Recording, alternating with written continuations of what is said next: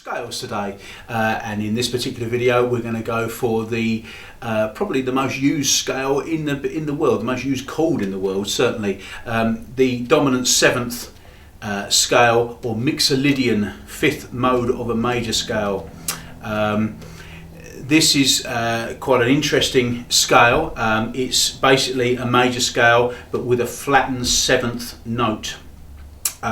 So if you think of it, that is probably the easiest way for you to learn it. So its makeup is going to be from a major scale: 1, 2, 3, 4, 5, 6, the flattened seventh, and then obviously 1 or 8 at the top of it. Its DNA is going to be almost the same as a major scale: tone, tone, semitone, tone, tone, semitone, and then a tone on the end. So just that change at the end there. Whole tone, half tone, whole tone, half tone, whole tone. Okay, so let's play this scale and see what it sounds like with the piano.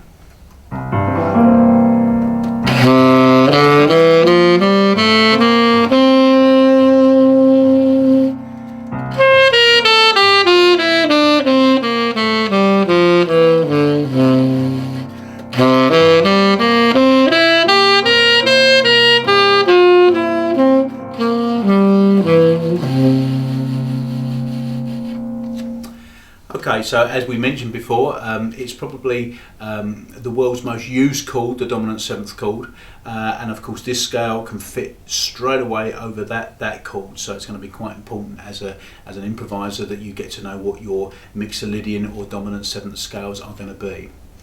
The patterns again here that are just multiple. There are so many ways that you can play around the scales here. Speak to your teacher or your educator and no doubt they will give you their favourites on this subject.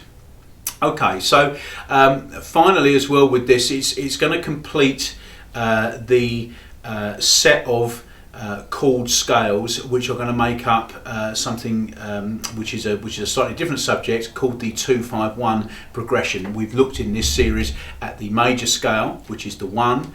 We've looked at the Dorian minor scale, which is the 2. And this of course is going to be the 5, the Mixolydian dominant seventh scale. So the 2-5-1 progression is based upon those 3 scales, the 2 being the Dorian, the 5 being the Mixolydian, the 1 being the major scale. So you can work out your scales and your chords 1, 3, 5, 7 from those 3 scales, and that will give you 2-5-1 progressions in a major setting.